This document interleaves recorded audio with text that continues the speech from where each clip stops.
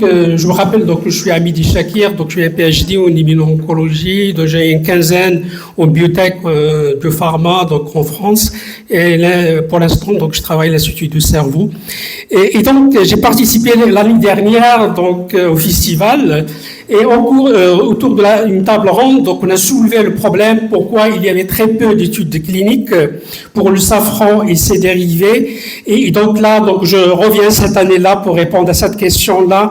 Malheureusement, donc, je ne veux pas passer toutes les slides, mais je veux passer directement au message de cette présentation. Et donc, en fait, il y a beaucoup des études précliniques sur le safran et ses dérivés, donc, la crocine, la crocétine, le safranal, et qu'ils ont montré des résultats qui sont très, très prometteurs dans différentes indications qui est cliniques, avec des mécanismes qui est bien détaillés. M. Ziad, il a illustré ça, donc, dans l'apoptose, par exemple, l'apoptose pour les cancers et également pour d'autres indications thérapeutiques. Donc, tout ça, ça a été bien étudié, illustré dans le modèle préclinique. Mais le problème, ça reste le passage translationnel. Lorsqu'on passe de la cellule ou bien de l'animal vers l'homme, vers le lit. Donc, c'est là où il y a très peu de données. Il y a très peu des études cliniques.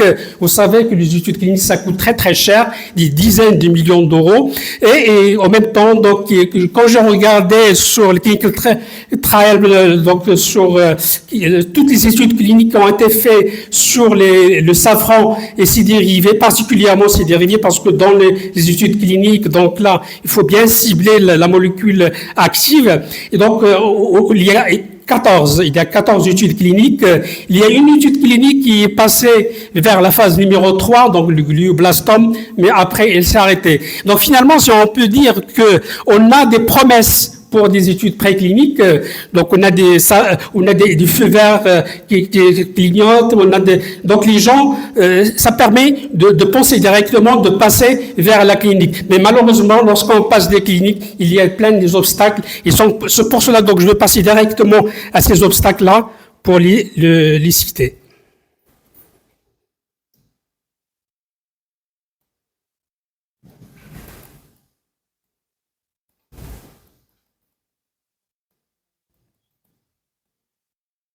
Donc, les freins actuels, c'est en termes de la standardisation donc, de ces molécules-là. Donc, là, je parle en tant que les études cliniques, en tant que drogue, en tant que médicament, mais pas en complément alimentaire.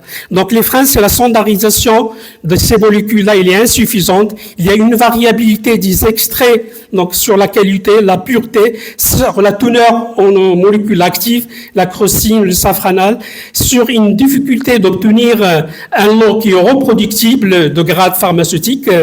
Il y a aussi le dossier qui est réglementaire et qui est très très lourd. Donc, c'est-à-dire de se distinguer de compléments alimentaires de dossiers qui est clinique de drogue. Il y a la propriété intellectuelle, donc le modèle économique, donc c'est des molécules naturelles, donc il y a la brevetabilité, c'est-à-dire il y a une limite de brevetabilité, et donc il y a peu d'incitation des industriels à sponsoriser ou bien financer donc les phases 2-3 qui sont très coûteuses. Donc, il y a une sécurité à long terme, donc c'est-à-dire il y a une bonne tolérance à court terme, mais elle est très peu des données donc qui est chronique. Après, il y a l'histoire des interactions qui est médicamenteuse. Il y a des indications qui est pas très claires. Parfois, on part sur plusieurs indications qui est thérapeutique. Donc là, il faut structurer, c'est-à-dire partir sur une seule indication avec des biomarqueurs pour accompagner cette étude qui est clinique. Donc là, il y a plusieurs propositions, donc en termes de standardisation de la matière première, donc sur l'extrait. Donc, il faut un travail sur la standardisation. Donc, parler de langage des agences réglementaires, donc sur le PK, le PKD, etc. Donc, cibler une indication qui est pertinente, prioritaire, ne pas partir sur plein de choses, définir des biomarqueurs qui sont mesurables au fur et au terme de l'avancement de l'étude clinique.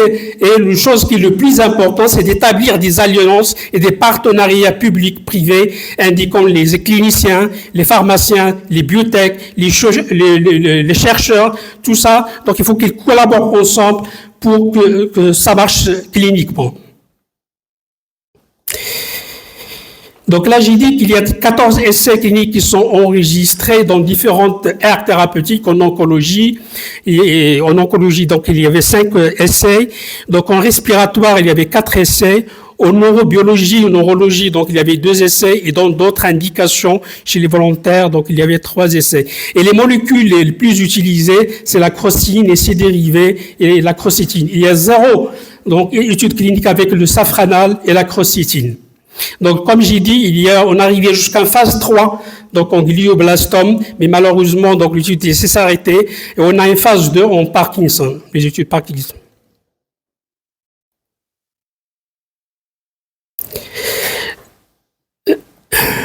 Donc, la conclusion, ou bien le bilan scientifique de l'utilisation de safran et ses dérivés, donc en préclinique et clinique, donc en préclinique, ça marche très bien, etc.